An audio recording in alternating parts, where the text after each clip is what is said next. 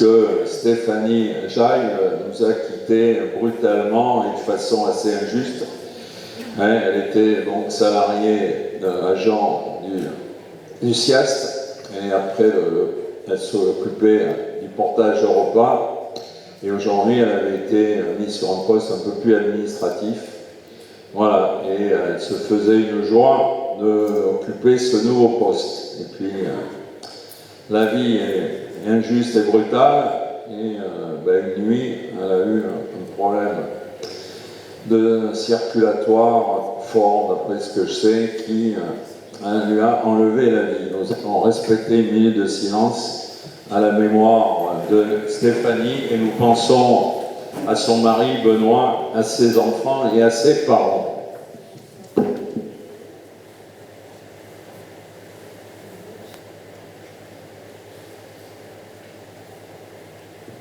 Voilà, je vous remercie. Les obsèques ont lieu vendredi matin, c'est à 10h30 à l'église de Bersac au Lardin, et après 14h à Notre-Dame de Sanignac au crématorium. Voilà, on est chose comme ça, et c'est plus que brutal. Alors, on va commencer par les attributions de fonds de concours aux communes. Conformément à ce qui a été décidé, eh bien, on a pris un certain nombre de dossiers de communes. On en a pris un peu plus qu'on pensait pouvoir en financer 6 par an par rapport à l'enveloppe qui a été votée, mais on en a pris un peu plus. 1, 2, 3, 4, 5, 6, 7, 8, 9, 10, 11, 12, 13, 14, 15, en sachant, comme vous l'avez vu dans la note de synthèse, que certains seront financés en 2025 et d'autres en 2026. Voilà. Bon, je ne vais pas tout lire dans cette note de synthèse d'ailleurs, vous avez tout lu, je résume, et s'il y a des questions, vous les posez. Et si le directeur me dit que je dis des bêtises, il me le dit aussi. Bon, voilà.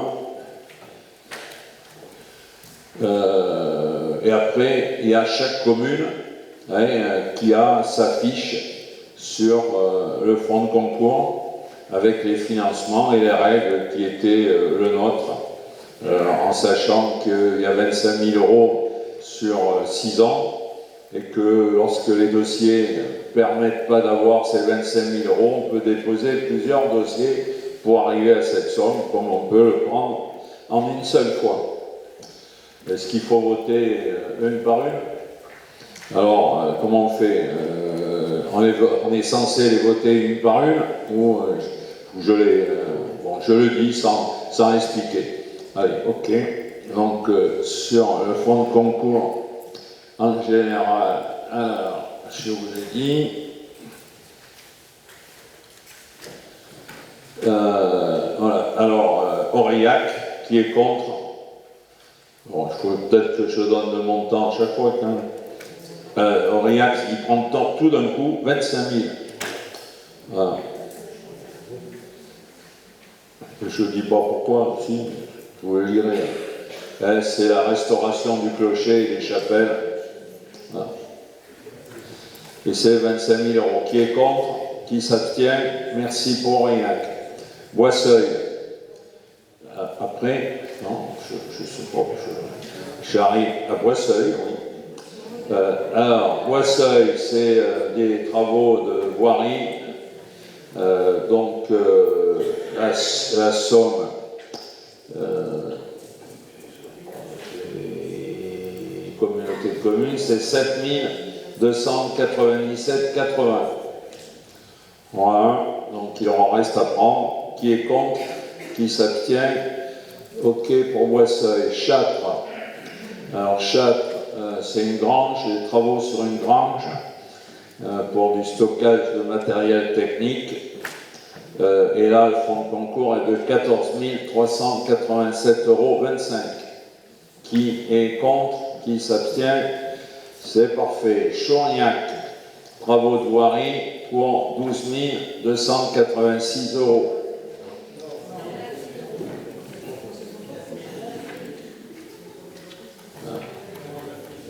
Alors qu'est-ce qu'on m'a écrit là?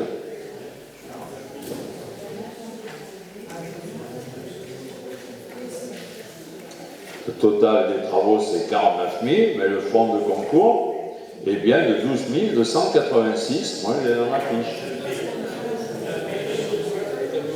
C'est votre tableau qui est pas bon.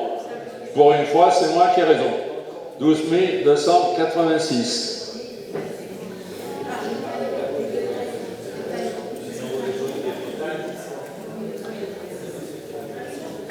Bon, c'est 25% comme un des départements. Donc pour 12 286, on donne 1 centime de plus, parce que c'est arrondi, que le département qui donne 12 287. Bravo, vous avez suivi. Allez, qui est contre? Qui s'abstient? C'est bon aussi. Hautefort, alors 25 000 euros, ils prennent tout. Rénovation énergétique, travaux de menuiserie, 25 000 euros. Qui est contre? Qui s'abstient? C'est bon. Pasayac. Alors, Pasayac, c'est le fonds de concours, c'est 23 522,50. Il ne va pas en rester beaucoup. Pour le plateau multisport. Qui est contre? Qui s'abstient? C'est bon. Sainte-Trie. Alors, Sainte-Trie, on donne 5 912,31. Ils sont économes, ils en gardent pour la soif. Sur les travaux de voirie. Qui est contre? Qui s'abstient? C'est parfait. Saint-Rabier, 25 000, c'est leur traverse 704. Qui est contre? Qui s'abstient? C'est parfait. Villac. Alors, Villac, c'est 15 539,71 pour cette fameuse route dite la Gelade. C'est tout un programme, la Gelade, sur cette voirie. Et c'est la seule route que vous aviez avant mis dans le schéma communautaire. Elle a été financée un peu, mais c'était tellement bien fait qu'on l'a refait à derrière. Ça ne tient pas, il fait trop froid. Donc ils sont obligés d'y revenir. En tout cas, ce coup-là, on rajoute donc, par le fonds de concours, 15 539,71. Qui est contre? Qui s'abstient? C'est parfait. Et on a fini pour les fonds de concours pour cette année. Après, il y en a en 2026. Je vous ai dit tout à l'heure qu'on avait tout pris, mais qu'on votait pour ceux de 2025. Puisque les autres, c'est pas que ça a été fait, ils nous ont répondu qu'ils ne pensaient pas commencer les travaux cette année. Finir. Alors, après, c'est toujours moi qui fais ça? C'est vrai. Alors après, il y a une délibération, pourtant remise gracieuse, sur le SMD3. C'est Roland qui fait ça?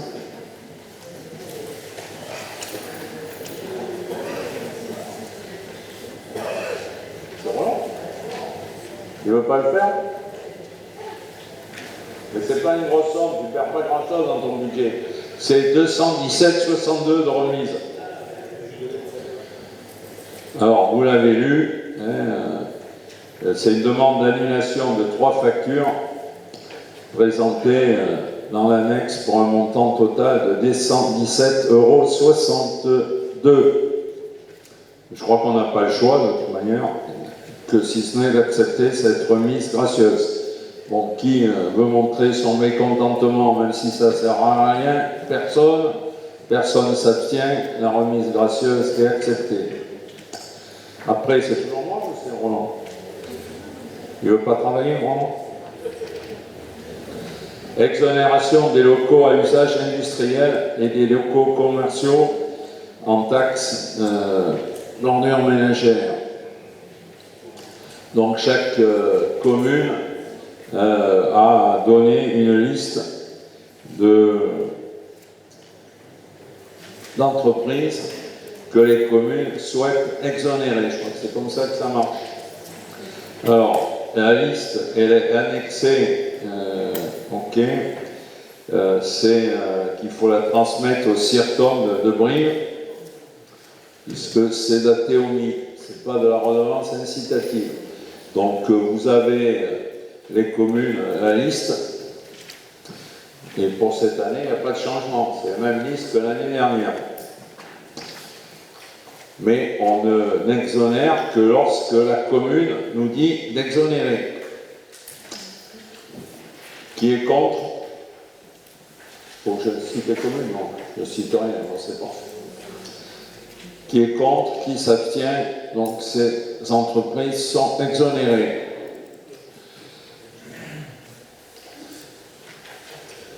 Après, la CFE, vous savez qu'on est de ZRR, on est passé en FRR. Et il y a certaines communes qui ont un certain nombre de critères qui les feront passer en FFR+, et qui ont quelques avantages supplémentaires. Boisseuil, Granges, Hautefort, Naillac, Sainte-Eulalie, Sainte-Trie, le Temple-Aiguillon et Tourtoirac. Donc vous savez quels sont les avantages. Les avantages, vous avez une exonération totale d'impôt sur les bénéfices pendant une période de 5 ans. Et en ZRR, l'abattement s'arrête au bout de 5 ans. Et là, on a un abattement dégressif de 75% à la 6e année, de 50% à la 7e et de 25% à la 8e. Donc, ils ont un peu plus d'avantages d'exonération que les ZRR classiques. Mais je vous rappelle que l'État, dans sa grande générosité, fait des cadeaux, mais ils ne sont plus compensés. Autrefois, les cadeaux qu'on faisait, justifiés certes, mais bon, les exonérations étaient compensées par l'État. Aujourd'hui, c'est pas compensé.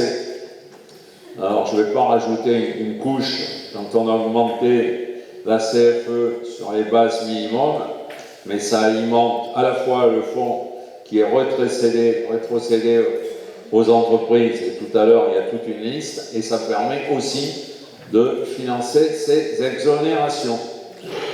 Après, donc, vous pouvez tout lire, les conditions à respecter. Vous lirez, je ne veux pas tout lire. Et si vous avez des problèmes, vous appelez soit Nicolas Arel, soit Stéphane de Russe, qui vous expliqueront ce que l'on en a droit. Après, il y a des exclusions, vous les lirez. Qui est contre? Qui s'abstient? Je vous remercie pour elle. Alors, Lionel, qui lui veut bien travailler, va présenter les dossiers sur les eaux usées. Ah non, c'est pas toi ça? Bon, alors t'es pas au courant, je vais faire semblant de l'être. Ok, alors c'est sur Tourtoirac. Donc sur Tourtoirac, il y a un village qui s'appelle Pragelier et qui m'occupe celui-ci. Enfin, tu as raison de ne pas être au courant, parce que moi ça m'a occupé depuis un an ce dossier. Voilà. Où il y avait des eaux usées dans ce village, un propriétaire qui recevait les eaux usées dans son terrain. Et ce monsieur n'était pas content, ce qui est logique, mais ça fait des années que ça durait. Donc on lui avait dit, au lieu de construire une station d'épuration qui va coûter 200-250 000 pour ce village, on vous propose d'acheter votre terrain, comme ça, ça ne sera plus chez vous que ça coulera. Alors peut-être qu'au niveau environnemental, mon raisonnement n'est pas parfait. Ouais, je veux bien le reconnaître.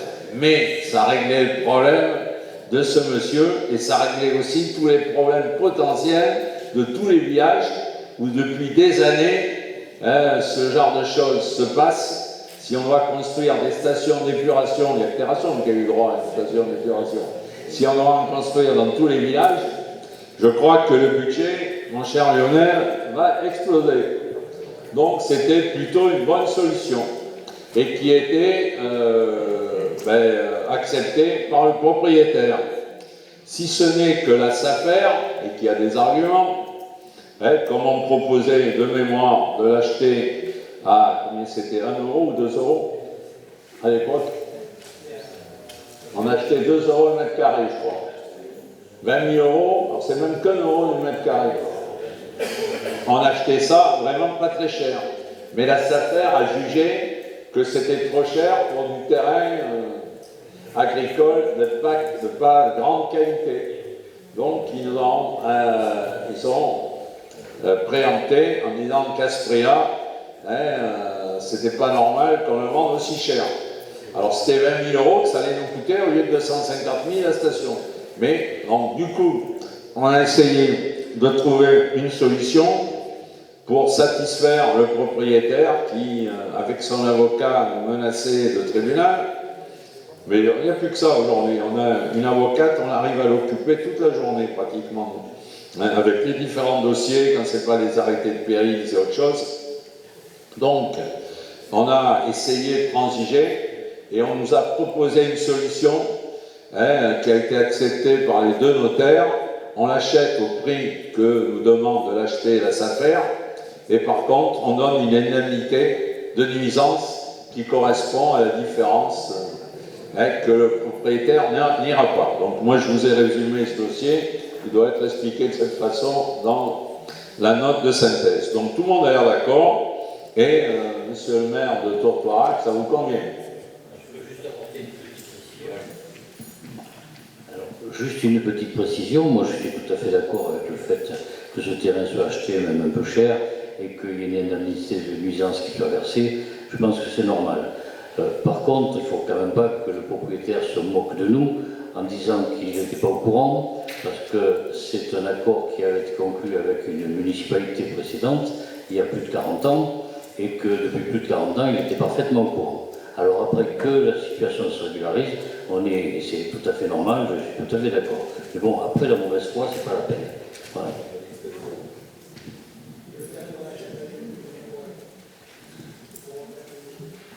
C'était un prêt sur lequel poussaient des orties, sûrement. En général, c'est comme ça quand il y a des eaux usées. Et ça faisait 1,7 hectare. Et on avait proposé 20 000 euros. Donc c'est bien ce que je vous dis, c'était un peu plus d'1 euro, ça ne me paraissait pas exceptionnel, mais la SAFER a jugé que c'est beaucoup trop cher. Donc on va l'acheter, alors maintenant si on lit les chiffres, je vous ai donné une mémoire, 5 191 euros, et on votera donc une indemnité au regard du préjudice, donc pendant 40 ans, donc ça fait pas cher par an, de 14 809. Et on se sort de ce dossier avant d'aller encore au tribunal et d'avoir peut-être des choses qui pourraient nous coûter cher aussi, où on pourrait nous obliger à faire une station. Et le problème d'en faire une, c'est bien, mais si dans chaque village, ça fait jurisprudence, on n'est pas sorti de l'auberge.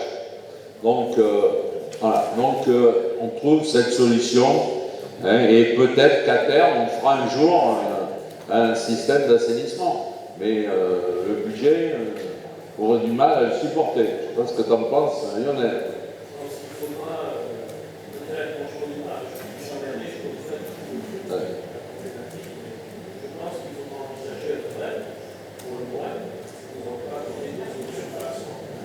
Bon, on nous a fait les...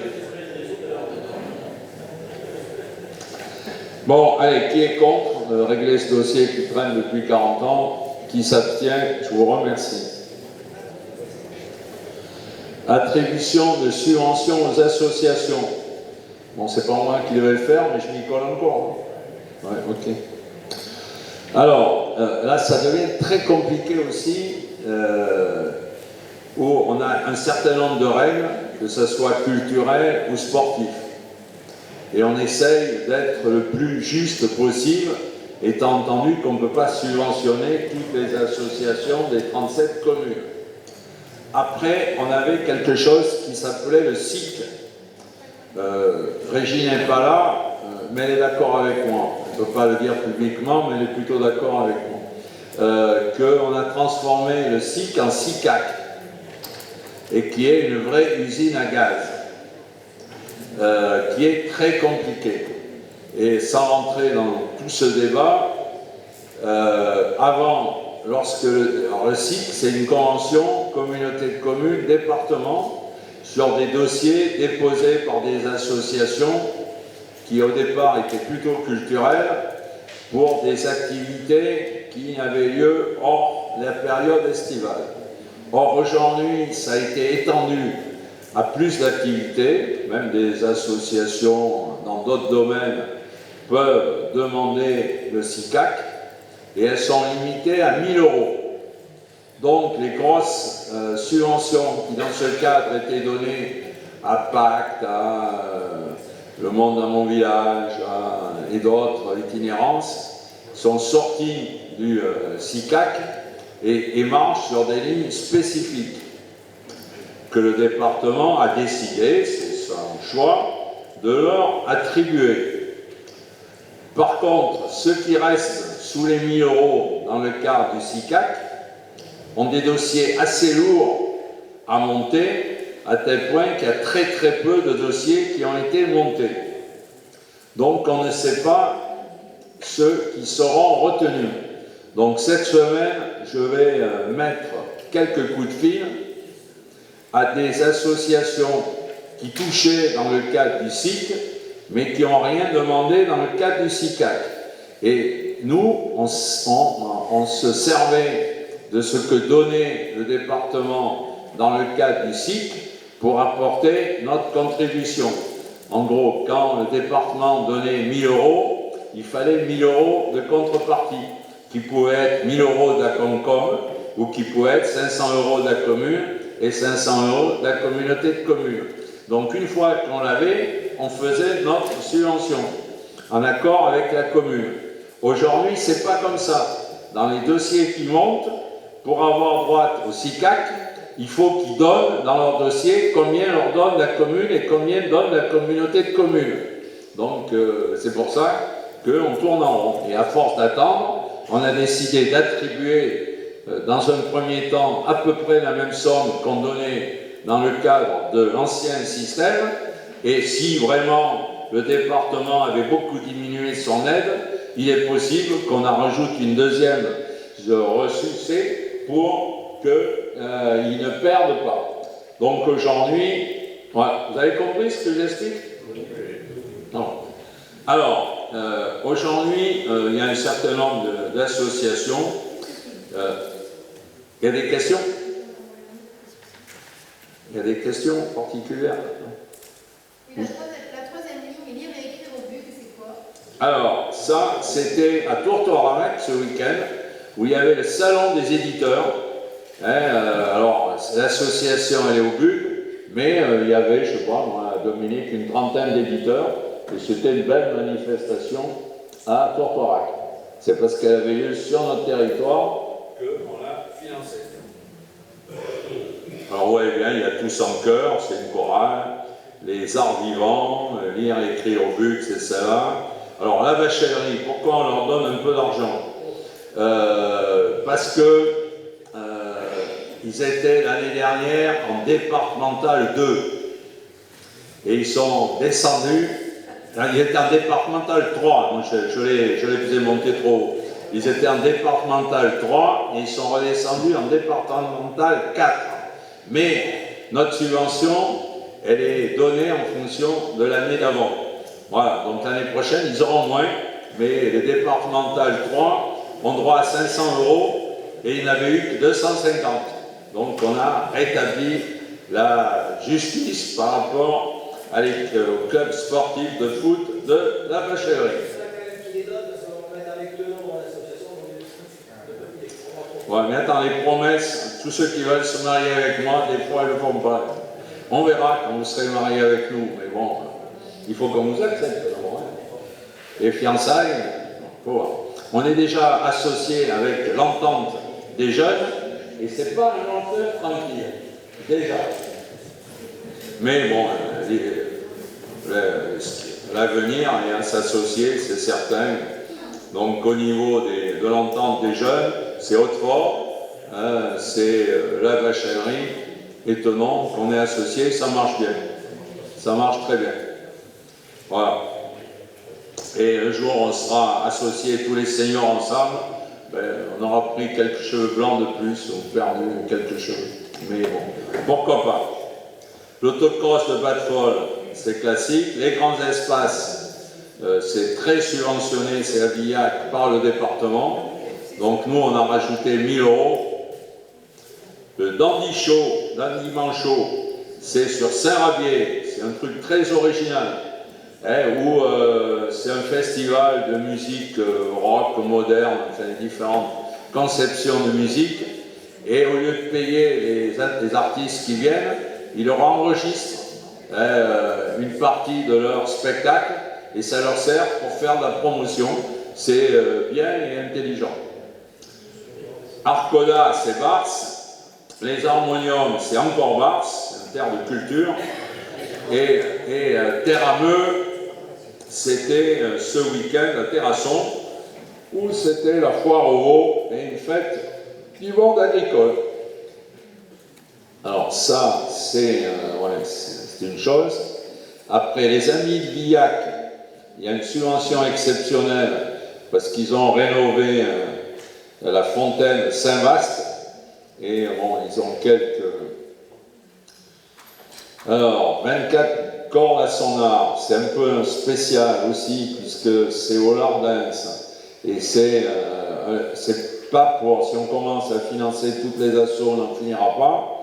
Et puis, c'est pas juste. Mais là, il y a eu un grand spectacle de la musique de Nouvelle-Orléans, MNOP, et ils ont demandé une petite aide, à côté de celle que donne la commune.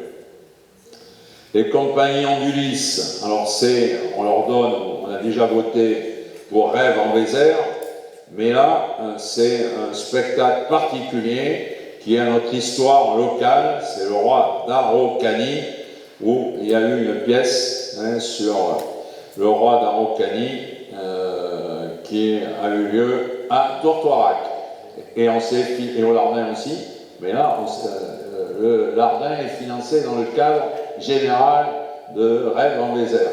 Par contre, soit ça a été rajouté, et la commune de Tourtoirac et la Concom se sont partagés le coût du spectacle, qui a eu un franc succès, et qui est quand même l'histoire très originale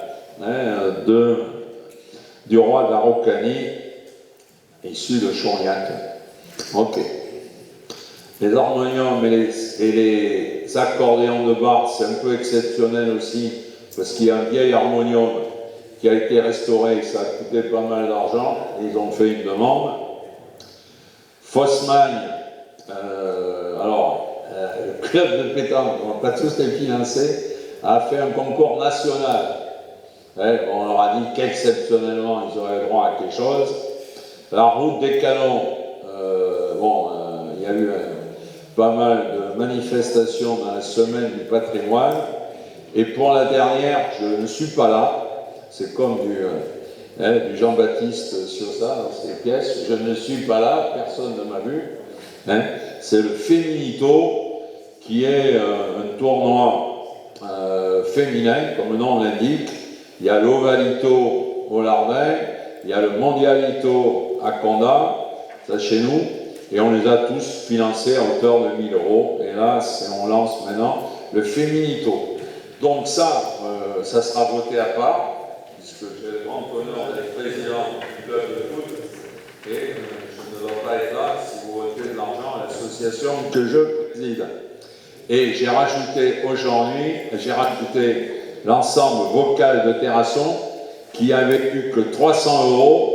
Et comme on a donné 500 aux autres, que ce soit la Bachellerie ou que ce soit, la Bachellerie, je ne sais plus, les Bars, on leur a donné 500 €, par égalité, on a rajouté 200 € à l'ensemble vocal de Terrasson. Je suis très juste, même avec Terrasson, monsieur le maire.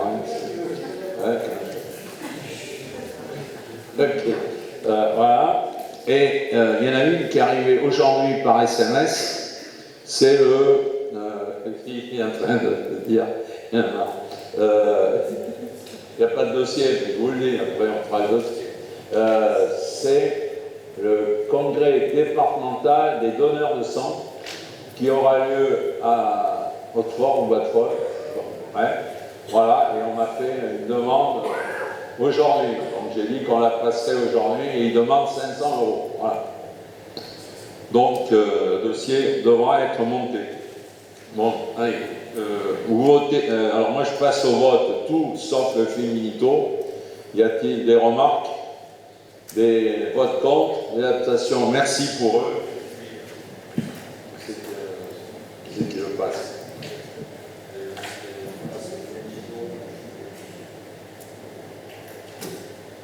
Donc,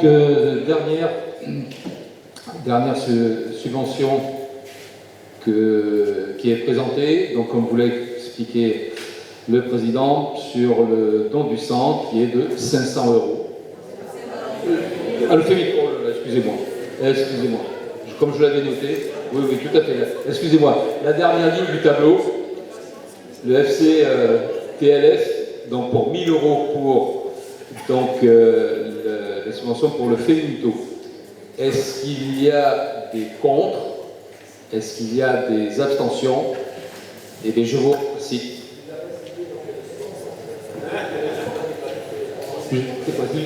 C'est le foot. C'est le foot. Voilà, donc merci beaucoup. Et le président Dominique Bousquet peut revenir.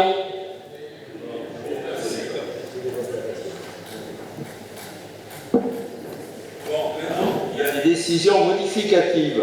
Monsieur Mounier, non mais là, c'est incroyable.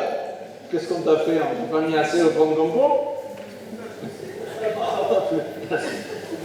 Je fais acte de contrition, parce que mes travaux seront finis à la fin de l'année et je demande la subvention qu'en janvier. Alors, Qu'est-ce que tu as dit?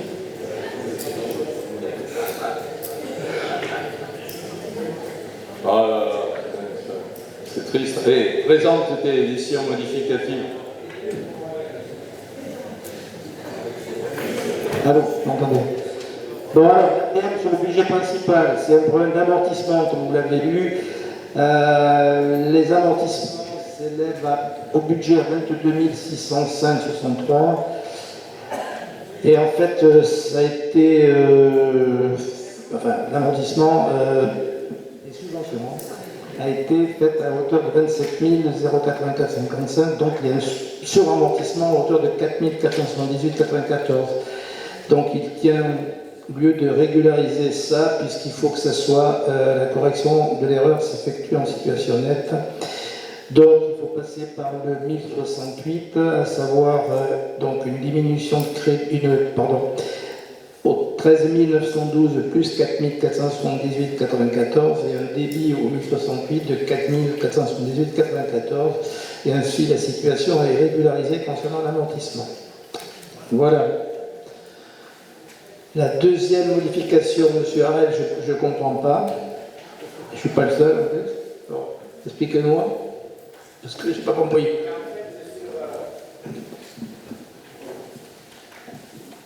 Sur les opérations, donc l'extension du réseau d'assainissement Pontouba à Terrasson, l'année dernière, on a fini le marché. Et quand on paye le DGD, on a ce qu'on appelle la formule de révision. Donc on termine l'opération et on a juste reporté les restes à réaliser en fin d'année, ça, on a la formule de révision. Il nous faut un peu plus de 1 000 €. Donc, du coup, on propose d'ouvrir 1 500 € de crédit sur l'opération. Et pour pouvoir équilibrer cette dépense, du coup, on retire sur l'opération, on a du mou. Sur l'opération 002, on retire 1 500 €. Voilà. On augmente 1 500 € sur l'opération, mais on retire 1 500 sur l'autre. Sur l'opération 002, le réseau assainissement.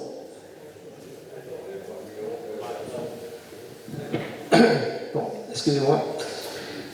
Donc, pour ces deux DM, qui est contre, qui s'abstient, bon, je vous remercie. Allez, on passe à l'urbanisme, clairement.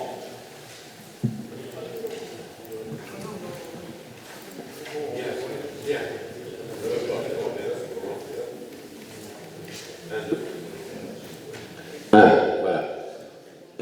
Bien, donc vous avez vu qu'il y avait un certain nombre de dossiers à présenter et que ça peut être rapidement rébarbatif. Donc je vais essayer d'être un peu condensé et surtout pédagogue. Déjà, sachez que je parle sous le couvert de Sonia Boudour et c'était l'importance aussi de ce soir de rappeler que Sonia, elle a pris avec efficacité et compétence la relève de M. Malo qui est parti. Donc c'est une aide sensible pour un vice-président qui vient la voir de temps en temps pour se tenir informé. Donc avant, vous avez vu un certain nombre de délibérations et je suppose que vous avez cherché à comprendre. Donc déjà, je voudrais bien préciser deux choses. On va parler à la fois de modification simplifiée de PLU et de révision allégée. Donc il me semblait important que chacun comprenne bien quelle était la différence entre une modification simplifiée du PLU. Il s'agit dans ce cas de modifier des petites règles du règlement du plan local d'urbanisme. On modifie que des petites règles. Par exemple, les couleurs de volets, les pentes de toiture, etc. Alors que la révision allégée, pour tout projet qui ne remet pas en question le PADD. Vous avez vu, l'urbanisme, c'est ça qui est bien, c'est les sigles. On s'en sort très facilement des sigles. Donc le PADD, le projet d'aménagement et de développement durable. Donc, révision allégée, tout projet qui ne remet pas en question le PADD, mais qui permet une modification de certaines règles. Par exemple, et il s'agit surtout de cela, le changement de zonage de certaines parcelles. Passer d'une zone N à une zone A, ou inversement, à une zone UB, etc. Voilà, donc, voilà l'objet de ces délibérations que nous allons avoir à adopter ce soir. Encore une fois, il s'agit d'un travail préparatoire mené par Céleste Urbanisme avec, évidemment, l'aval et la demande des maires. Donc, on est ici entre nous, les maires, donc évidemment, c'est répondre à une demande des maires, et simplement nous devons contrôler qu'il n'y a pas d'exemption, soit au SCOT, au schéma de cohérence territoriale, soit au PVD, etc. Donc, par ailleurs, dans plusieurs cas, on va le voir également, de la révision allégée, c'est ça surtout qui nous concerne ce soir, une délibération préalable permet au président de ne pas réaliser une évaluation environnementale suite à l'avis sollicité de la, nouveau sigle, MRAE, Mission régionale d'autorité environnementale. Voilà, donc vous allez voir que pour chaque cas, chaque commune concernée, il y a souvent d'abord la décision de ne pas réaliser une étude environnementale, et ça on ne le fait pas par souci de se dire bon, on n'a pas envie de le faire. Non, c'est pas comme ça que ça se passe. D'abord, on demande à la MRAE son avis, qui en général, si le projet de révision allégée est relativement correct et correspond bien au choix environnemental de notre projet d'aménagement de développement durable, bon, eh bien, c'est un avis conforme ou un avis avec réserve, mais des réserves qui sont légères. Et donc, dans ce cas-là, ça permet au président de se dispenser et de dire qu'on se passera de l'étude environnementale. Voilà. Donc, cela étant dit, c'est l'introduction générale. Maintenant, là-dedans, se glisse un certain nombre de délibérations. Donc, je commence par l'IMERA. Donc, là, il s'agit d'une modification simplifiée, donc vous avez bien compris ce que c'était maintenant. Donc, de quoi s'agit-il dans ce projet? De prendre la prise en compte d'un bâtiment situé en zone naturelle pour en faire l'objet d'un changement de destination, modification des règlements du zone A et N afin de permettre les extensions d'habitation et de construction. Depuis quelque temps, on en parle à chaque fois, et vous avez tous été concernés dans vos communes, c'est ce qu'on appelle la macronisation. Vous savez, cette loi Macron qui a permis justement que dans les zones N et A, on puisse faire une extension des bâtiments existants. Voilà, donc ce projet de modification simplifiée a été notifié aux les personnes publiques associées, PPA, quand vous écrivez PPA, MRAE, PPA, donc PPA, personnes publiques associées. Ce projet a été mis à la disposition du public, aussi bien en mairie qu'à la Comcom. Il a été édité dans le Sud-Ouest, et donc, comme la procédure ainsi faite n'a fait émettre aucune observation, il est proposé d'adopter le bilan de la concertation du public et de ce projet de modification, et donc d'approuver la modification simplifiée du numéro 1 du PLU de la commune de Liméran. Voilà, j'espère que c'est assez clair. Est-ce qu'il y a des questions? Est-ce qu'il y a des oppositions? Merci. Ensuite, on passe au PLU de Tenon. Donc, comme je vous l'ai dit en introduction, il y a 2 délibérations pour cette révision allégée, numéro 1. Alors, cette révision allégée, elle porte sur la création, et ça on l'a déjà entendu, on l'a déjà délibéré ensemble, mais on avance dans ce projet. Donc, il porte sur la création d'un STECAL, donc STECAL, secteur de taille et de capacité d'accueil limitée, au lieu dit la basse-voûte. En fait, il s'agit de permettre l'installation de 2 roulottes en complément des capacités d'accueil. Donc, c'est un projet touristique. Et donc, la MRAE, donc Mission Régionale d'Autorité Environnementale, a accusé la réception de la demande d'examen, a rendu un avis conforme, donc permet aujourd'hui au président de solliciter, par délibération, de dire qu'on n'établira pas on ne fera pas de demande d'évaluation environnementale. Est-ce qu'il y a des questions? Donc ça c'est préalable. Alors après, la deuxième partie de la révision allégée du numéro 1, donc cette fois-ci, il s'agit pour le même dossier de projet touristique. Comme il n'y a pas eu, il y a eu un dossier de concertation qui a été mis en juin en public, qui a eu un affichage, qui n'a pas eu de visite du dossier, pas de remarques particulières.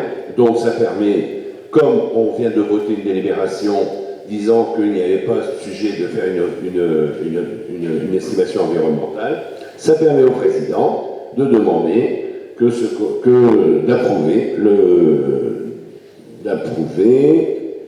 d'arrêter le projet de révision allégée du PLU, un projet de révision allégée numéro 1 du PLU de Tenon. Pour ceux qui, on se demande parfois, c'est parfois très long, puisque oui, ça a commencé il y a longtemps, là on vient simplement, cette délibération elle permet, donc on le dit, d'arrêter le projet. Maintenant, ce projet, dans la démarche urbanistique où chaque maire aura à faire, ce dossier va être transféré aux personnes publiques associées, à nouveau, et pour une réunion d'examen. Donc cette réunion d'examen, elle aura lieu le 30 octobre prochain. Après seulement, il y aura enquête publique d'1 mois, et enfin, nous aurons une nouvelle délibération pour adopter la modification allégée du PLU. Donc vous voyez, c'est très long, ça prend du temps, c'est ce qu'on appelle un petit peu l'épaisseur administrative de notre pays. Le deuxième cas, maintenant, donc est-ce que le projet arrêté de modification du PLU, est-ce qu'il y a des oppositions pour le projet numéro 1 de Tenon? Pas d'opposition. Donc, favorable. La révision allégée numéro 2 du PLU Tenon, c'est exactement la même chose, enfin c'est le même principe. D'abord, une première délibération afin de montrer qu'il y a absence de nécessité de réaliser une évaluation environnementale. Donc, c'est permettre au président de décider de ne pas réaliser d'études environnementales. Il s'agit à Tenon, et bon, le maire est là, il pourrait le dire, dans le château de Pressac, d'autoriser la construction de cabanes dans les arbres. Cabanes dans les arbres de haut niveau. Donc, possibilité de construire 5 cabanes dans les arbres. Ça affecte en fait que 1 hectare de la superficie totale de la propriété qui, elle, est sur 18 hectares. Voilà. Encore une fois, la MRAE, la Mission Régionale d'Autorité, a accusé réception de la demande et a rendu son avis conforme. Voilà. Donc, ça permet au président de décider de ne pas faire d'études environnementales. Est-ce qu'il y a des oppositions? Merci. Donc, comme tout à l'heure, après cette décision du président, maintenant, on va arrêter le bilan de la concertation. Donc, de la même façon, pour la même chose, il y a donc eu à la fois de la concertation, aussi bien au niveau affichage de la libération à la communauté de communes, à la mairie de Thonon, publication dans le Sud-Ouest, mise à disposition au public au siège de la communauté ici, à Terrasson. À l'issue de cette concertation, aucune n'a fait l'objet d'observation, de remarques ou demande de modification. Ce qui permet aujourd'hui de vous demander d'approuver le bilan de la concertation relative à la procédure et d'arrêter le projet de révision allégé numéro 2 de la commune de Thonon. Est-ce qu'il y a des oppositions? Merci, donc avis favorable. Ensuite, nous passons à la commune d'Aurillac. Alors, de la même façon, encore une fois, j'ai l'impression de me répéter un peu, mais ce n'est pas les mêmes dossiers. Il s'agit, et ça c'est un dossier qui traîne depuis longtemps et qu'on arrive enfin à faire avancer pour la satisfaction du porteur de projet, qui est une jeune architecte paysagiste et qui peut faire quelque chose vraiment d'intéressant. Donc là aussi, eh bien, il y aura deux parties pour cette révision allégée. La première partie, il s'agit de dire au président qu'il n'y a pas lieu de faire une étude environnementale parce que toutes les études ont été menées auprès de la MRAE qui a donné un avis conforme. Alors il s'agit là, et c'est intéressant, elle porte sur la création dans la STECAL, encore une fois, au lieu dit la Chalade. Il s'agit d'un projet agricole d'élevage aquin autour du sylvopastoralisme. Donc vous savez, je pense que notre collègue de Condor va souvent parler, le sylvopastoralisme, c'est en fait utiliser la forêt pour faire paître les animaux. Là, je crois qu'il s'agit de chèvres, là. C'est pas de vaches, là. C'est des chevrons? Des chevaux? Des chevaux. Voilà.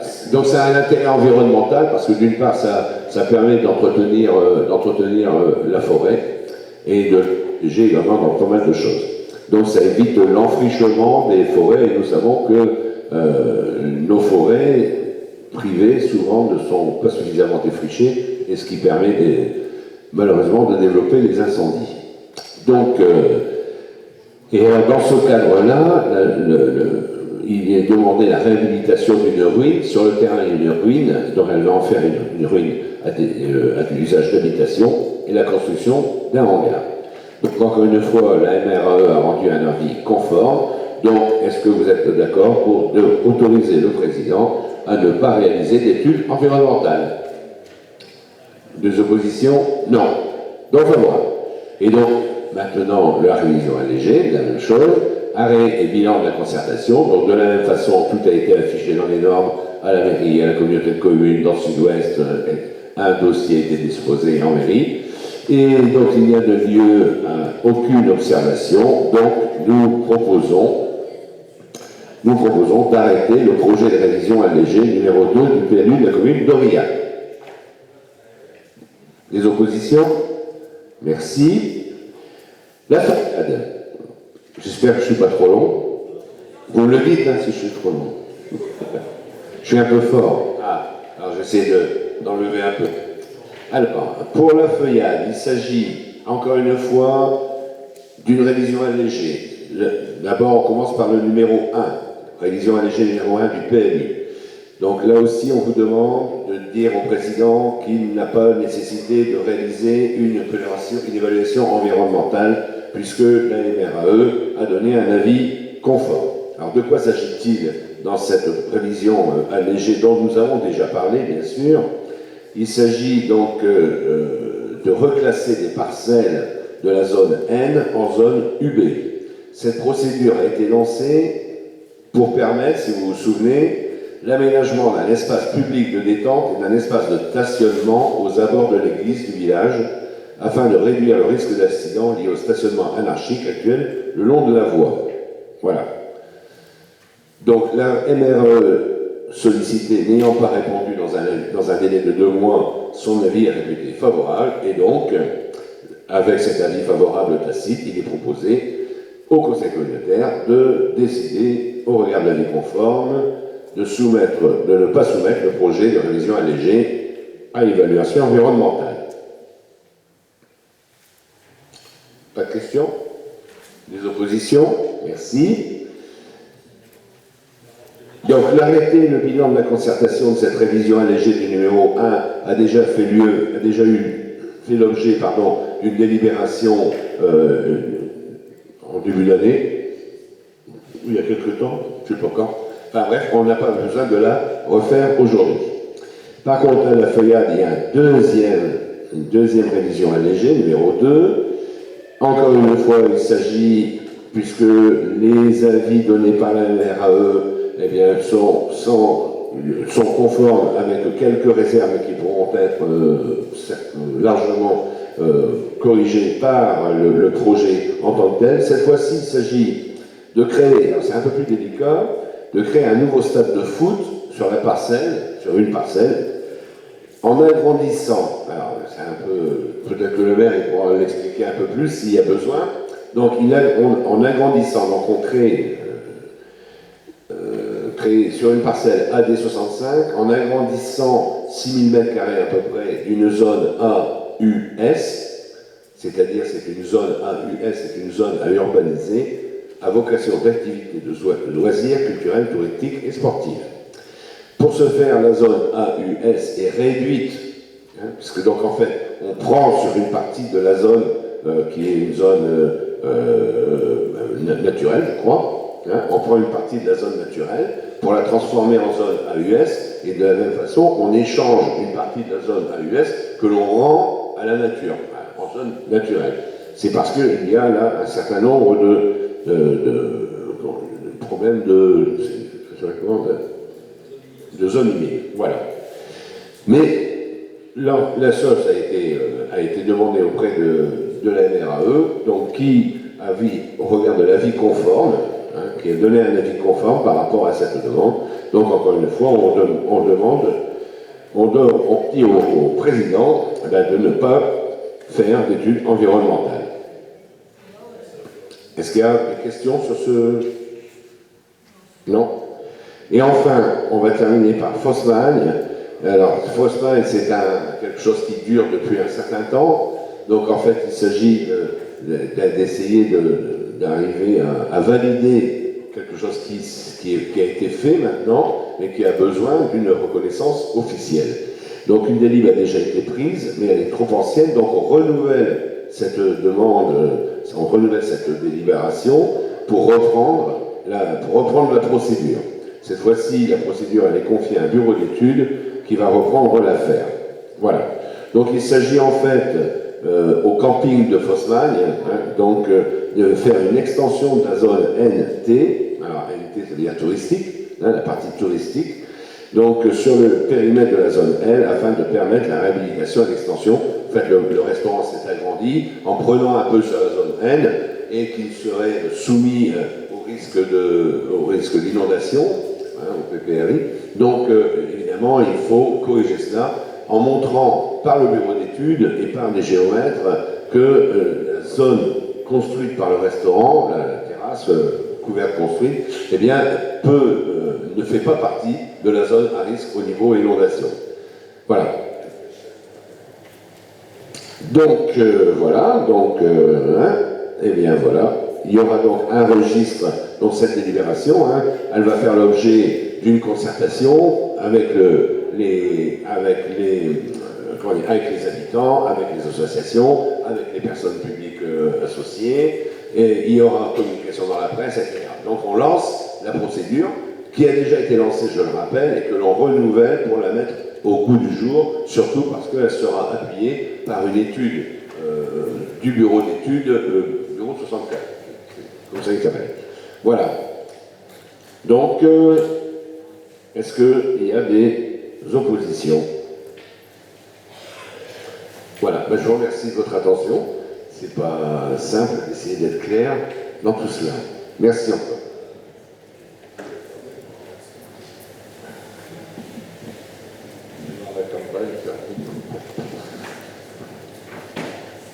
Bon, merci Bertrand. Alors, après l'autopartage, qui c'est qui le présente? Monsieur Roudier. Oui, alors deux délibérations, déjà un peu moins soporifiques que celles que vous passez. Donc ce sont deux délibérations qui arrivent et remplacent les précédentes. Deux délibérations qu'on avait prises en juillet, le 7 juillet, tout le monde s'en souvient, concernant les vélos assistance électrique et les services d'autopartage. Donc en fait, ce sont deux modifications à la marge qui consistent donc pour l'autopartage de rajouter une condition d'âge. Donc c'est la compagnie d'assurance qui a demandé à rajouter cette condition d'âge, c'est-à-dire d'avoir plus de 21 ans pour la personne qui bénéficiera de ce service. Et concernant les vélos assistance électrique, là c'est une adaptation, on va dire, au marché, puisque là on propose de modifier les durées de location et de réduire les temps de location à une journée, 2 journées, 5 journées, 1 semaine, 2 semaines ou 3 semaines. Voilà, ce qui n'était pas le cas dans la précédente délibération. Voilà, deux petites modifications pour ces deux délibérations qui datent de juillet dernier. Est-ce qu'il y a des questions? Des oppositions? Ben, écoutez, je vous remercie. Président, c'est bon. Oui, alors, ça, c'est ce qui est aujourd'hui demandé par l'assurance. On est en négociation avec eux, à la fois une négociation un peu musclée, parce qu'on a ces voitures, mais aussi notre flotte de toutes les voitures. On a quelques éléments qui peuvent les amener à changer leur point de vue. Et d'après les échos que j'ai et la personne qui nous aide dans ce dossier, il est possible qu'ils reviennent sur les 3 ans. Et aujourd'hui, on nous demande 3 ans de permis pour pouvoir assurer la voiture. Et ça peut évoluer. Pour l'instant, on est en négociation, mais on voit ça, parce qu'aujourd'hui, on est à ce niveau-là.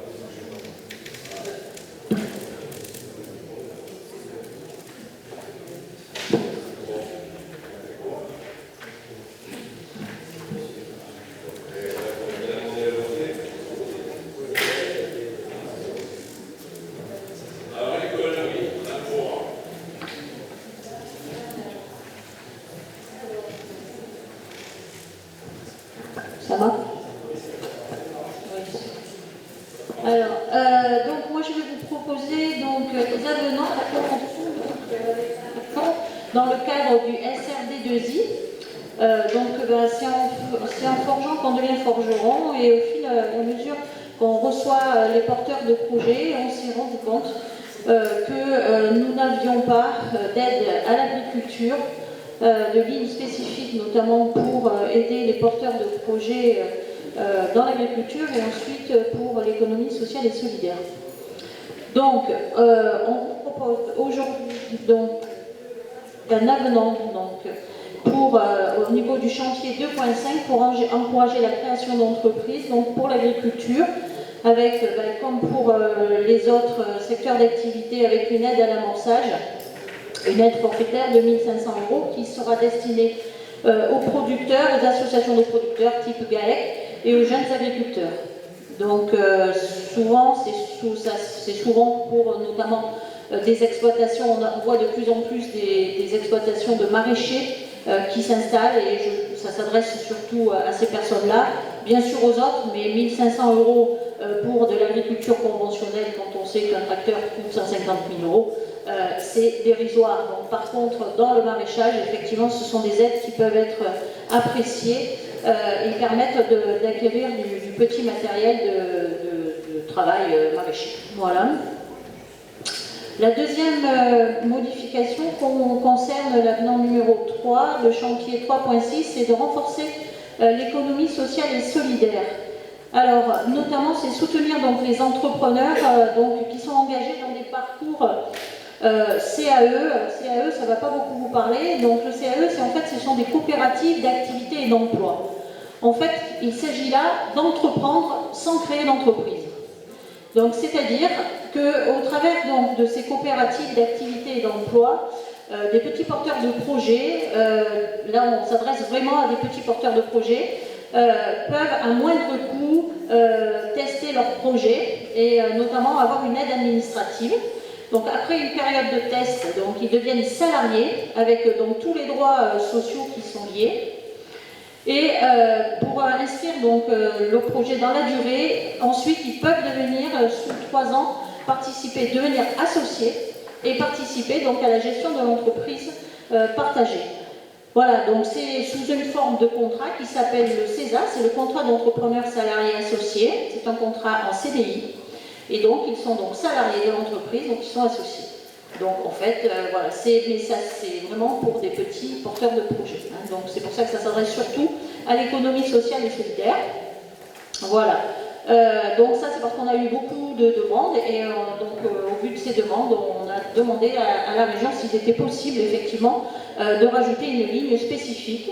Donc on propose alors au travers donc, de ces porteurs de projets, on propose de leur donner 500 € à eux, mais eux vont s'inscrire dans une convention avec une coopérative d'activité d'entreprise et c'est l'objet du point suivant qui va être notamment en ce qui nous concerne l'Iriscope. Voilà, donc nous avons reçu effectivement une l'Iriscope qui est donc une coopérative d'activité d'entrepreneurs qui aujourd'hui est installée donc à Montignac, qui a été lancée en 2013 et qui a pour but donc d'aider donc à l'installation donc de ces petits entrepreneurs de la façon dont je viens de vous le dire. Donc aujourd'hui, on vous propose donc d'aider Iriscope à hauteur donc, de 2 000 € donc pour signer la convention avec Iriscope. Donc c'est 2 000 € à l'année, donc ça sera fait au prorata du temps passé pour l'année 2025 bien évidemment, et donc 2 000 € sur l'année 2026 pour l'année entière. Et ensuite, donc les porteurs de projets, eux, qui signeront avec Iriscope, qui seront donc salariés de Iriscope, recevront quant à eux 500 €. Voilà. Est-ce que j'ai été claire? Très bien. Voilà. Donc si c'est clair, c'est parfait. Donc je vous propose donc de voter l'ensemble donc de ces modifications. Donc d'abord les avenants et ensuite donc la convention avec Iriscope. Donc s'il n'y a pas de remarques, donc je vous demande d'approuver et d'autoriser le président à signer tout document afférent à cette affaire. Ensuite, le point suivant, c'est comme on le fait d'habitude, c'est l'attribution de subventions aux entreprises. Donc on vous demande d'accorder des subventions aux entreprises dans le cadre de leur projet d'investissement. Donc cette fois, il n'y en a que 2. La première, c'est l'entreprise Fondomière Grégory. Donc c'est une activité très spécifique. C'est la restauration de sabres japonais. Il est installé donc sur les hauteurs de Terrasson. Et c'est vraiment quelque chose qui est très très rare et donc c'est passionnant en tout cas pour l'avoir vu faire. Voilà, c'est impressionnant. Ouais, voilà, c'est très joli. Voilà, c'est un savoir-faire particulier évidemment. Donc, nous proposons de l'aider sur son projet de création d'activité. Son montant total d'investissement éligible est de 1 511,25 €. On interviendrait dans le cadre du chantier 2.5 pour 2.5.2, accompagnement à la création et reprise d'activité. Donc, le taux d'intervention étant de 100%. Son montant de subvention serait de 1 500,25 € pour l'aide à l'investissement, plus 1 500 € de prime à l'amorçage. Donc, ce qui ferait une aide de 3 011,25 €. Est-ce qu'il y a des remarques? Donc, je vous soumets donc au vote. Donc, tout le monde est d'accord? Pas de problème. La deuxième, ça concerne l'entreprise Turian-Nance. Alors, c'est pour ces plomberies chauvagistes et sanitaires. Pour ceux qui connaissent, c'est l'ancien établissement Boissou à Terrasson. Son projet, c'est une création d'activité. Alors, c'est pas une reprise des établissements, non, c'est une création d'activité. Son montant total d'investissement éligible est de 2 634,80 €. On vous demande d'intervenir dans le cadre de l'accompagnement à la création et la reprise d'activité. L'assiette subventionnable reste donc de 2 634,80 à 100%. Donc sa subvention sera de 2 634,80 plus 1 500 € de prime à l'amorçage, soit 4 134,82 €. Voilà. Est-ce que vous avez des questions, des remarques? Donc voilà, je vous demande donc d'approuver et de bien vouloir voter donc cette aide à cette société. Voilà, et j'avais marqué un point sur la soirée de l'économie, mais Monsieur le Président l'a fait, donc je vous passe la parole au suivant.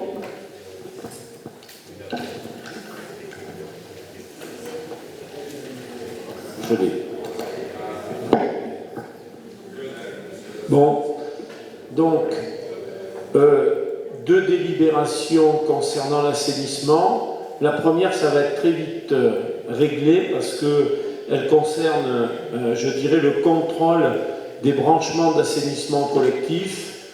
Mais j'ai demandé, en concertation avec Mme Giton, que cette délibération soit retirée ce soir parce qu'elle mérite d'être clarifiée. Et donc, je vous la présenterai la prochaine fois. Voilà. Donc, le président est d'accord. Donc, on en parlera la prochaine fois. La deuxième convention, la deuxième délibération, concerne les conventions de servitude de passage d'une canalisation publique d'eau usée en terrain privé. Donc, vous avez tous dans les communes des canalisations d'eau usée qui traversent des parcelles privées.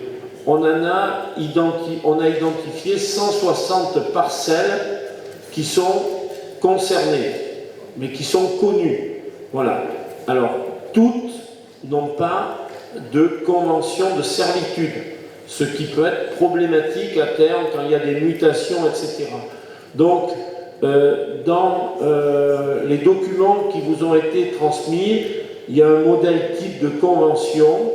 Et on va essayer, mais ça ne se réglera pas du jour au lendemain, mais de régulariser autant que faire se peut les conventions avec les propriétaires pour toutes les canalisations d'eau usée qui sont dans le domaine privé. Voilà. Donc, je ne pense pas qu'il y ait de remarques particulières sur le modèle de convention. Est-ce qu'il y a des gens... Oui ?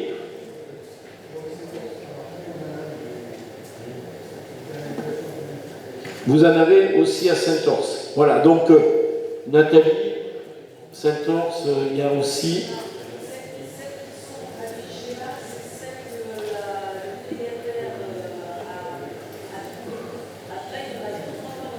Voilà. Là, c'est essentiellement celles qui concernent la DSP, pour les communes qui sont en délégation de service public.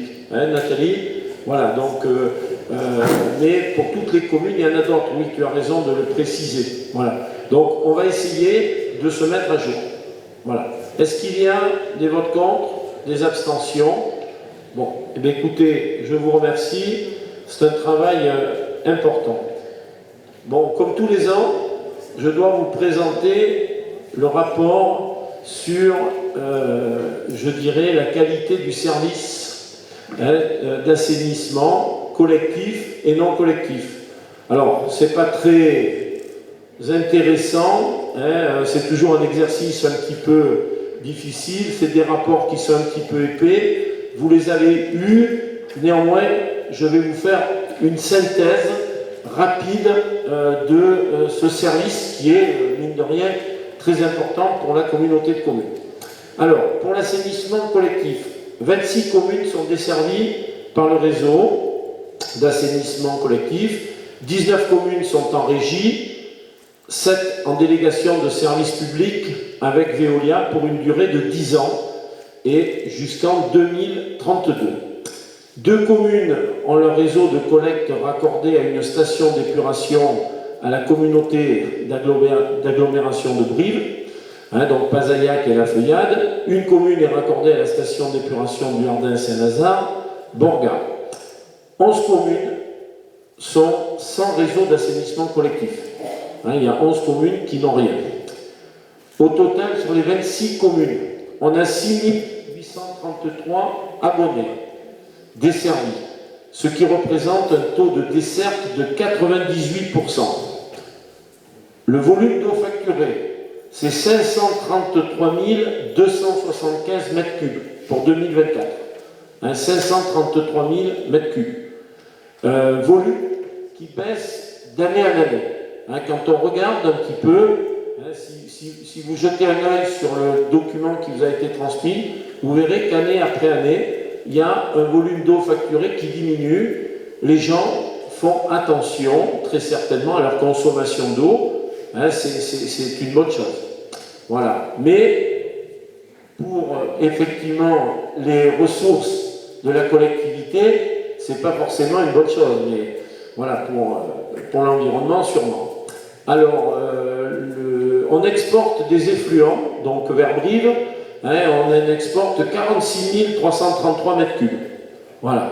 Pazaillac et la Feuillade hein, partent en Corrèze.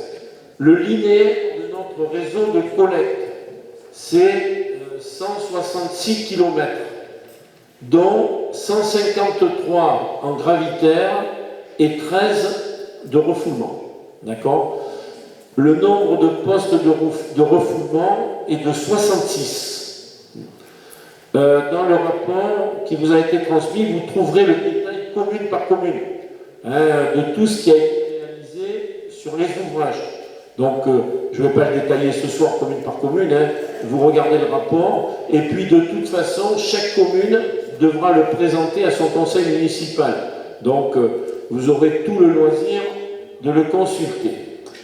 Alors, la tarification, juste un petit rappel, il y a une participation pour le financement de l'assainissement collectif lorsque quelqu'un se raccorde sur le réseau. On avait fixé cette participation en 2018, elle s'élève à 1 000 euros. Hein, c'est le droit d'accès au réseau. Hein, c'est ce qu'on appelle le PFAC. Plus les frais réels de raccordement pour un nouvel immeuble, qui sont à la charge, évidemment, de la personne qui construit la maison.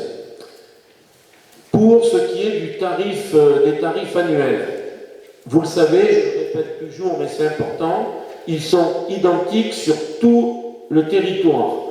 Que vous soyez en régie ou en délégation de service public, tous les abonnés payent la même chose. C'est-à-dire un prix, vous savez, qui est établi sur la base d'une consommation de 120 mètres cubes par an. Hein, même si tous les abonnés n'atteignent pas ce montant, ça représente 358,16 € par année, soit 2,98 € par mètre cube pour 120 mètres cubes. Voilà. Un tiers va à la collectivité pour les communes qui sont en DSP et les 2 tiers pour effectivement le fermier. Au 1er janvier 2025, une nouvelle redevance est arrivée et a été mise en place par l'agence de l'eau. On vous en avait parlé, afin de financer les actions de préservation de l'eau et des milieux aquatiques. Elle sera à l'avenir modulée en fonction des performances du système d'assainissement et notamment des performances de la station d'épuration. Donc, dans les années à venir, cette participation, cette taxe sera modulée en fonction des résultats des stations d'épuration dans chaque commune. Pour 2025, le montant est forfaitaire et s'applique à toutes les communes. C'est 13,10 € qui va porter la redevance des abonnés à 377,41 €. Donc si on vous dit que la redevance assainissement a augmenté, c'est parce qu'il y a cette nouvelle taxe et c'est indépendamment effectivement de la communauté de communes. Les recettes de la collectivité en 2024, le total des recettes de gestion des services a généré un produit d'1 020 352 €. L'encours de la dette de la collectivité est de 4 757 423 €, en baisse régulière, environ 300 000 € par an depuis 2023, de moins. L'épargne brute dégagée par la collectivité est de 328 851 €. Ça correspond aux recettes réelles, moins les dépenses réelles. Ce qui n'est pas énorme, en fait, pour financer tous les travaux sur lesquels nous sommes engagés comme le disait le président tout à l'heure, c'est vrai que c'est un budget qui est tendu. La durée d'extinction de la dette est de 14,5 années. C'est relativement correct, on va dire, puisque on considère que la durée de vie des stations est de 20 à 30 ans et que la durée de vie des réseaux, c'est 50 ans. Donc, c'est correct, mais il ne faudrait pas aller au-delà de 18-20 ans pour l'extinction de la dette. Sinon, on serait quand même très endetté. Le montant des impayés, vous savez qu'il y a toujours des impayés. Alors, c'est loin d'être neutre, puisque ça représente, au 31/12/2024, 44 239 euros. 44 239 euros d'impayés. Voilà, donc c'est 3,18% effectivement du budget. Alors, ça ne veut pas dire que ce n'est pas de l'argent qui va rentrer, parce qu'il y a des retards, il y a des échéanciers, etc. Mais quand même, ce n'est pas une somme qui est négligeable. Le taux de réclamation, c'est un indice de satisfaction, effectivement, il est de 0%. Il n'y a pas de réclamation, donc les gens sont contents, il faut croire, surtout ceux qui ne payent pas. Mais voilà, donc que ce soit en régie ou en délégation, on n'a pas de réclamation des usagers. Voilà. Ensuite, juste pour terminer, eh bien, notre plan pluriannuel d'investissement, il est détaillé commune par commune dans le rapport que vous avez reçu. Voilà. Et évidemment, je rappelle, l'opération la plus importante, c'est la réhabilitation du réseau de terrassons sur lequel nous sommes engagés pour les années à venir. Voilà, donc je vous demande simplement de prendre acte de cette présentation qui est très synthétique. Voilà, je vous remercie.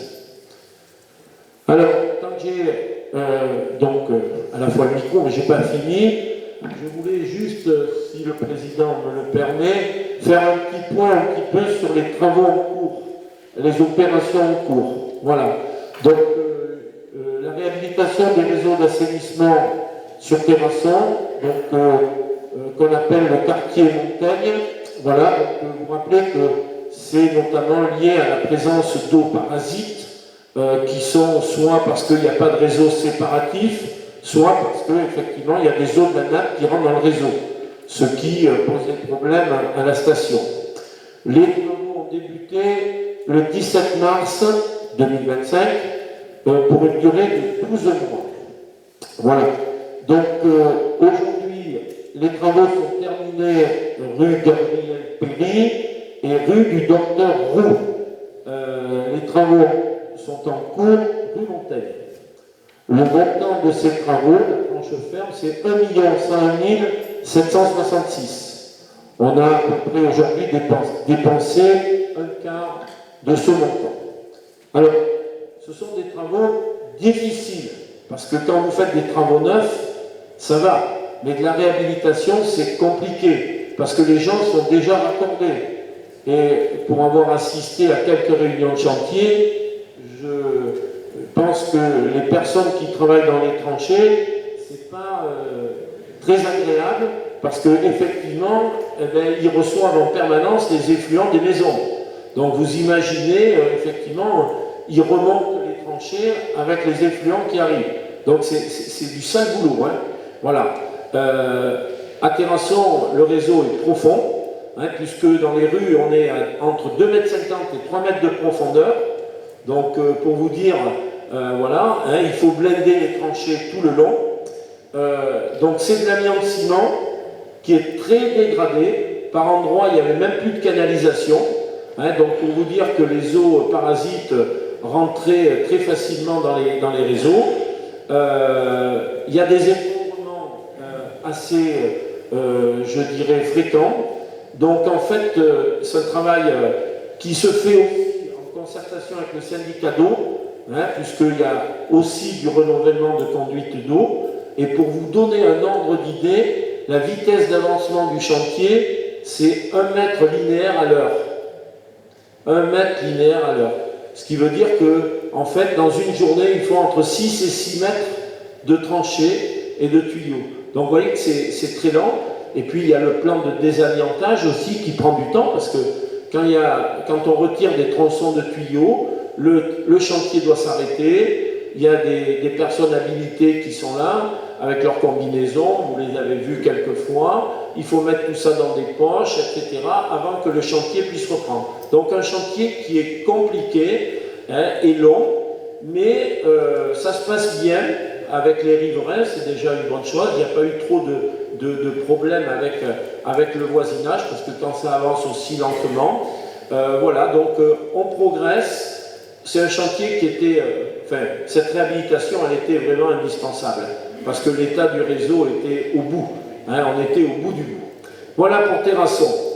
L'autre chantier qui va nous intéresser prochainement, c'est la station d'épuration de Pérignac, puisque les travaux devraient débuter en octobre de cette année.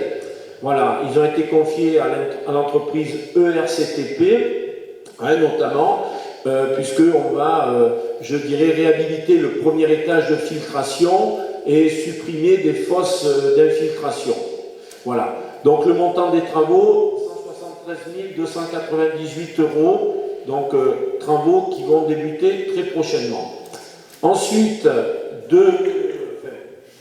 trois autres dossiers. La création du système d'assainissement sur la commune des Coteaux Périgourdin à Chavagnac, qui est dépourvu de réseau d'assainissement à ce jour. Donc il y a tout à construire, le réseau et la station. C'est quand même un chantier qui devrait avoisiner les 440 000 € hors taxe. Voilà. On en est au stade de l'avant-projet.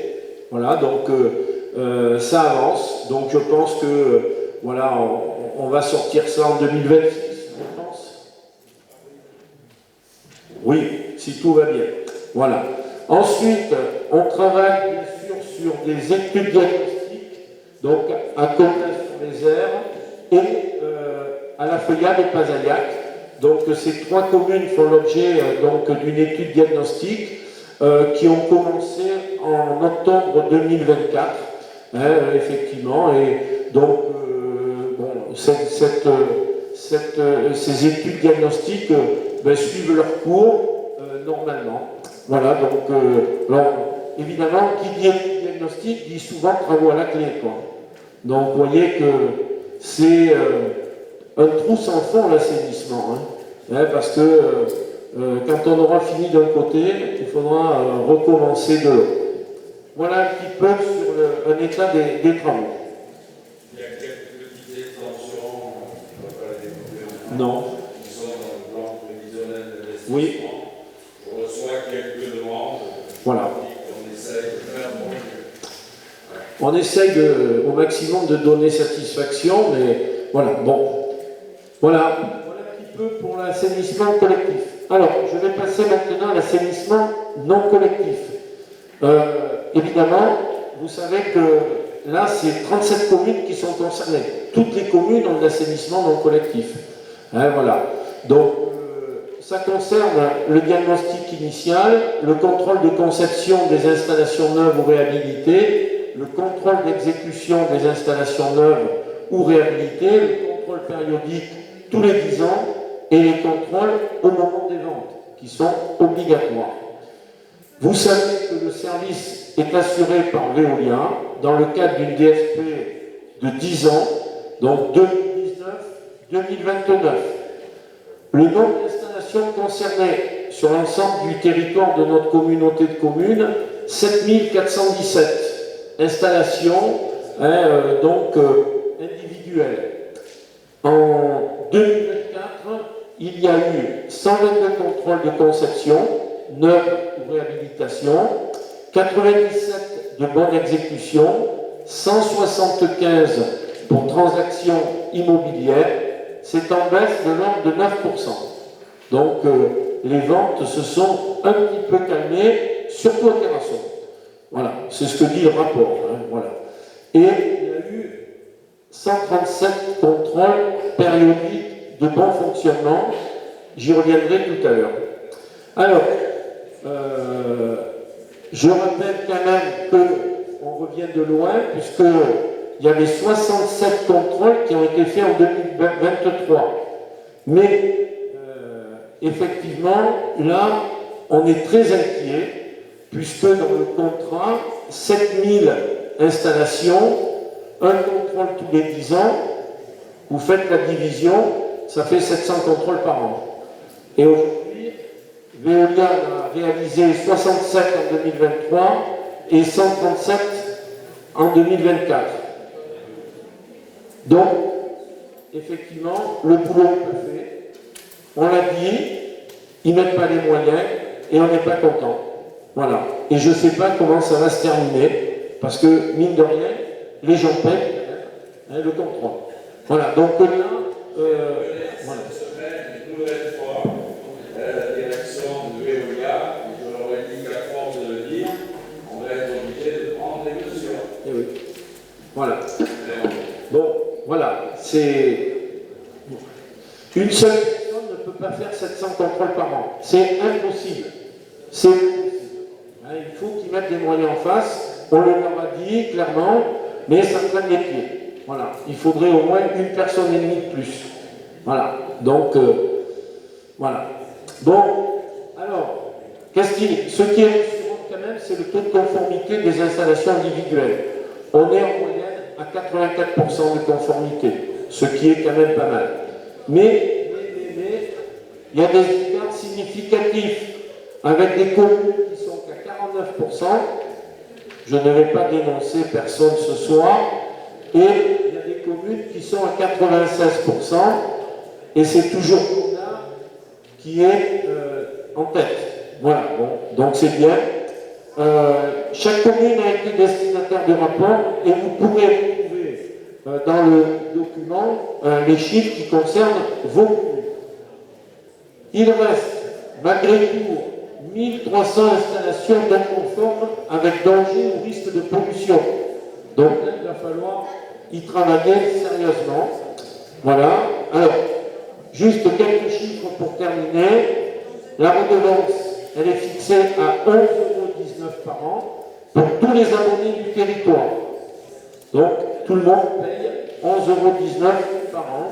Donc, tous les 10 ans, ça fait quand même le contrôle à, on va dire, 110, 115 €. Voilà. Donc, voilà. Pour les ventes, le contrôle est de 154 €. Pour la conception, 122 €. La bonne exécution, 109 €. Il n'y a pas de recette pour la collectivité. C'est Veolia qui encaisse tout. D'accord? Donc, on n'a pas de budget, forcément. Et les recettes qui ont été générées pour le délégataire, c'est quand même, en 2024, 107 626 €. Donc, je pense qu'ils peuvent payer 2 agents avec ça. Hein, au moins. Voilà. Voilà un petit peu. Donc, vous prenez acte de cette présentation.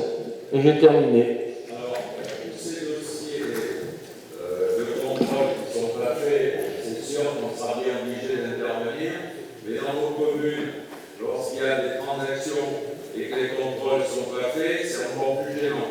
Hein, parce que souvent, les notaires appellent, et là, n'hésitez pas à nous appeler, on met la pression, et en général, ils le font. C'est les 175 dossiers qui a parlé dans l'année 2023.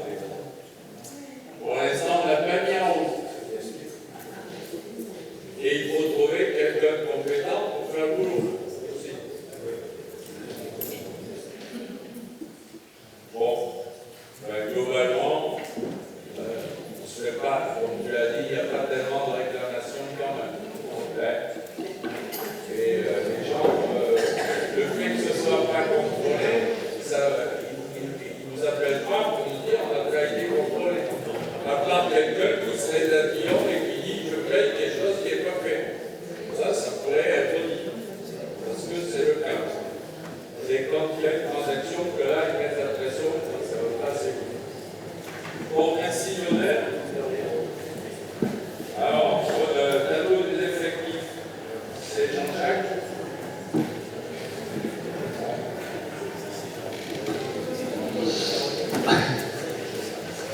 Donc, dans le cadre de la mise en place des actions en faveur de la mobilité, location de vélo, VAE, autopartage, promotion de la pratique du vélo, atelier de réparation, etc., il est proposé la création d'un poste à hauteur de 21 heures par semaine.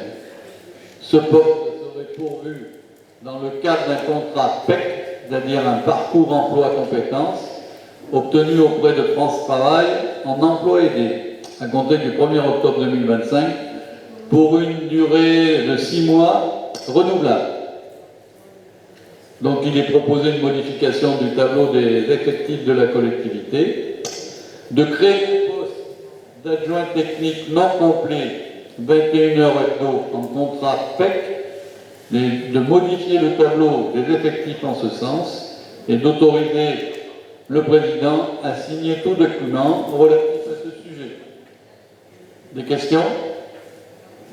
Une précision, ce contrat PEC, on l'a obtenu grâce à l'appui de Madame la directrice de France Travail, avec qui on travaille de façon très complémentaire. Il nous accompagne beaucoup, parce que c'était pas évident d'avoir un contrat PEC. Ouais, parce qu'on n'en fait plus. Il n'y en a plus maintenant. Et on a eu quand même. Oui. Même si ça n'existe plus, on l'a eu. Si, ça existe toujours, mais Ouais. Pas beaucoup. faut aller les chercher. Ouais. Voilà, donc on la remercie, Madame Sadi, de ce qu'elle a fait, qui permettra de créer ce poste. C'est concernant l'atelier vélo. Merci, Monsieur le Président, de ces précisions. On va passer au vote. Qui s'abstient? Qui est contre? Merci. Donc je pense en suivant, c'est l'adhésion au service de médecine professionnelle et préventive du CDG 24. Alors, je rappelle aux membres du Conseil l'obligation de disposer d'un service de médecine préventive.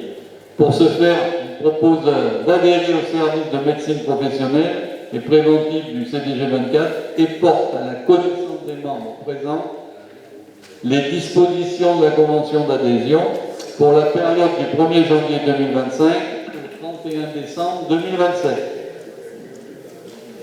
Donc il est proposé au Conseil communautaire d'accepter les conditions d'adhésion au service de médecine professionnelle et préventive décrites dans la convention annexée à la présente délibération. Alors, je sais pas, vous l'avez sûrement pas. Et d'autoriser Monsieur le Président à faire lire et signer l'ensemble des documents relatifs à cette affaire. Des questions? Je crois que dans nos communes c'est pareil. On va passer aux voix. Qui s'abstient? Qui est contre? Merci. Monsieur le Président, à vous. Très bien. Après, donc, il y a les rapports d'activité de la personne en parlant là-bas. Donc, nous en prenons un. Si vous n'en avez pas pris, bon, je ne vais pas essayer de prendre 5, je ne vais pas vous dire. Tout ce qu'on a fait quand même en 2024, on a fait quelques petites choses, vous le direz. Voilà. Et il faut le passer en conseil municipal. Alors après, il y a des maires qui m'ont demandé un résumé pour leurs bulletins municipaux. J'ai chargé M. Arel de vous faire une petite bafouille, M. Arel, d'une ou deux pages, pour pas trop en mettre, mais en mettre un peu sur les activités de la communauté de communes. On a pris acte de ce fait. Après les décisions des IA, des aliénations, alors il y en a eu sur